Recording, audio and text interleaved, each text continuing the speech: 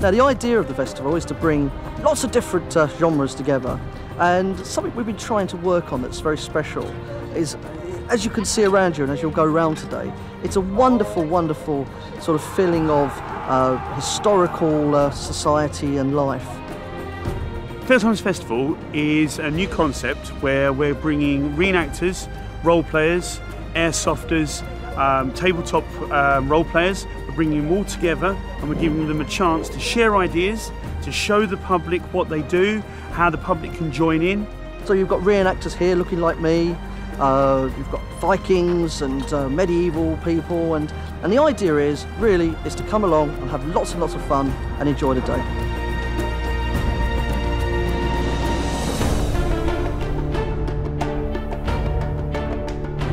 The Medieval Siege Society are a reenactment group, and we focus on quite a large period of history from the end of the 100 Years' War through to the end of the Wars of the Roses. So that's about 100 years of British history. Most of our members, dressed like I do, we focus on the Wars of the Roses period. We're quite focused on the martial sides of things. We like to fight, we like to practice our archery, and we do crafts and we make other things as well.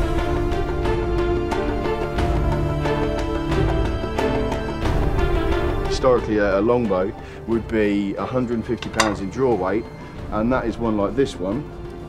This is my own. This is a copy, dimension-wise, of one that was found on the Mary Rose. That's an Italian U-bow. That would cost you about £1,000. Whereas these ones cost you £100. So you can see the expense difference. When we're shooting each other, we don't actually want to hurt each other. It does happen, but we're not trying to kill each other. It started 20 years ago this year as an archery club, and then over the years it grew into being this reenactment group. You know, the early members would turn up and just shoot their bows in ordinary clothes, and then people became interested in dressing up, and then they became interested in the fighting and the other crafts, and it's grown into a great thing. We have, you know, we normally have a nice big camp. We have somewhere in the region of 400 members, and we've got all sorts of different craftsmen and all sorts of different disciplines within the camp. With a longbow, especially the big heavy ones, when you let go, I haven't got any slow motion videos to show you, but as the string comes back, you're holding the bow there, as the string comes back, there's a lot of, I suppose, string slap if you like, and the motion of the bow is a lot of aftershock, and the string comes in and hits your arm. Now, without one of these on, you end up with a black arm. Really, really blue, so you do need something like this to protect yourself. The heavier the bow, the more important it is. Next year, we'll certainly come and we'll enthuse about it to bring more of our friends. We can have a great time. We're here, we had a fight earlier on, and we've seen and spoken to loads of other people from other groups.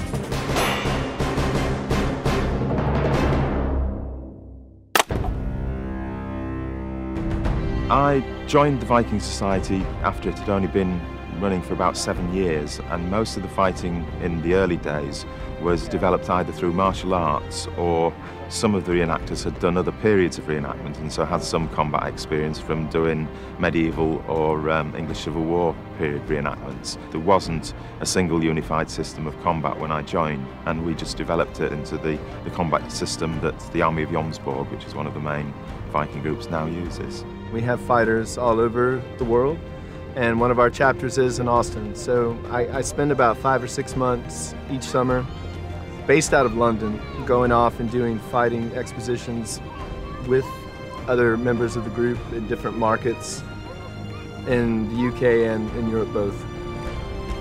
Yeah, we have training officers in the group. I'm a training officer in the Vikings, which is the society I belong to in England. I'm also a training officer for the Joms Vikings, which is the group I belong to when I go abroad and do shows. Primarily I specialise in axe and shield, Dane axe and 2 weapons. But we have other guys in my group that will train people with spear or with sword and shield. Quite a lot of the moves will translate. So what you can do with an axe you can do with a sword, but there are certain little tweaky things that you can do. So that's those things that make it interesting when you're fighting someone.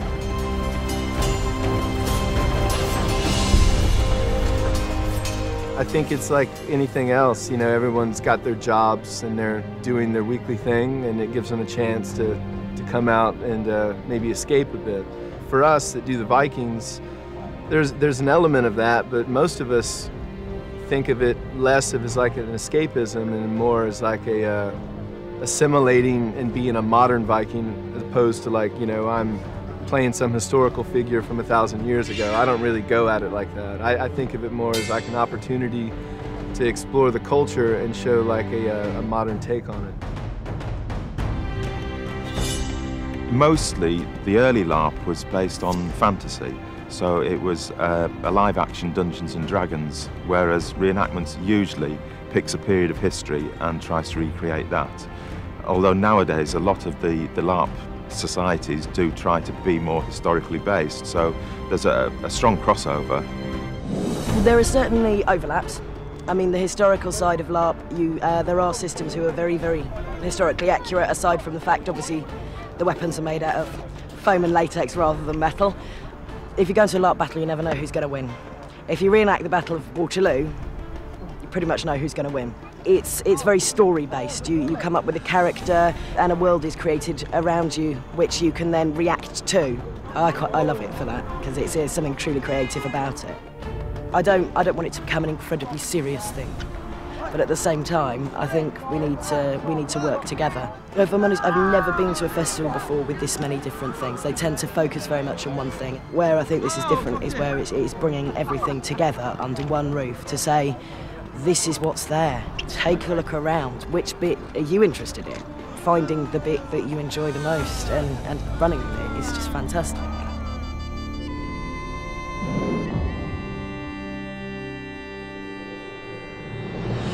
Yeah, I think it's really interesting. Like I say, it was the first time I've ever been offered a flyer by an orc, and he's a big orc, so that kind of focuses the mind wonderfully. And there are war gamers, and my grandson's here, so he loves all of that stuff, and Warhammer. And it's just a great mix. It's a really great mix. So you've got the reenactor crowd who are putting on the displays, you've got the LARPers who are running around in all the strange costumes. You've got a lot of stuff for sale, which is just amazing. It's just a fun thing to do. I mean, look at me, I'm 64-year-old and I still like rolling about in a muddy field. You're I'm 6, really. Do you take the first part of my age and you just stop there? I'm 6 till the day I die. It's a thing you do, you never grow up. If you're really lucky, you just grow old.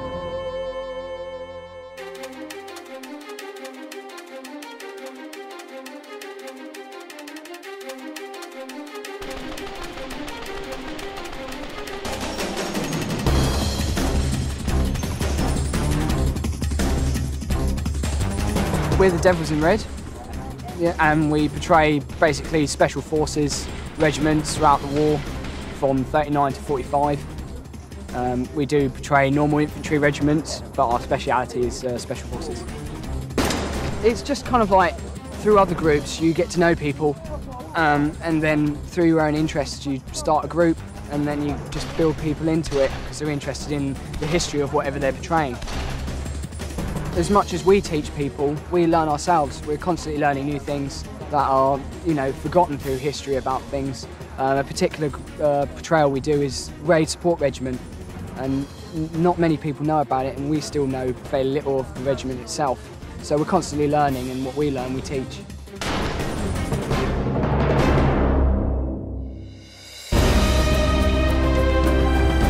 When you see people sitting in cinemas, they're looking up at what's going on in the screen, and what's going on in their head is they're thinking, I want to do that. We can let them do that. We can help them put on those costumes. We can help them swing swords, cast spells.